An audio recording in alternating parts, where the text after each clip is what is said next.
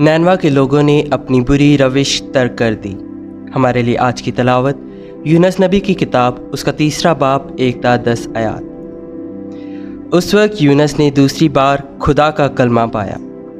اس نے کہا، اٹھ شہر عظیم نینوا کو جا اور اسے اس بات سے آگاہ کر دے جس کا میں تجھے حکم دیتا ہوں۔ تب یونس خدا کے کہنے کے مطابق اٹھ کر نینوا کو گیا۔ پس نینوا ایک نہایت بڑا شہر تھا۔ اس کی مسافت 3 دن کی راہ تھی، اور یونس شہر میں داخل ہو کر 1 دن کی راہ جانے لگا، اور وہ واس کرتے ہوئے کہتا تھا کہ 40 دن کے بعد نینوا برباد کیا جائے گا۔ اور نینوا کے باشندے خدا پر ایمان لائے اور روزے کا اعلان کر کے سب کے سب، کیا ادنا کیا اعلیٰ، ٹاٹ سے ملبس ہوئے۔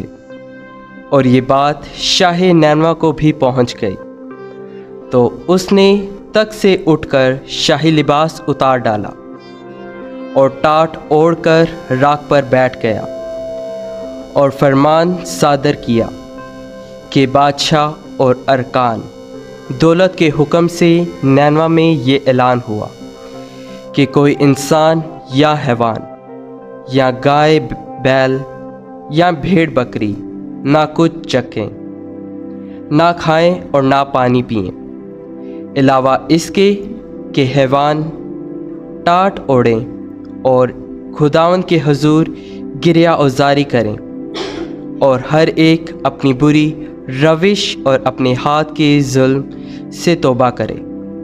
شاید خداوند اپنا ارادہ بدلے اور پچھتائے اور اپنے قہر شدہ سے باز آئے، اور ہم ہلاک نہ ہوں۔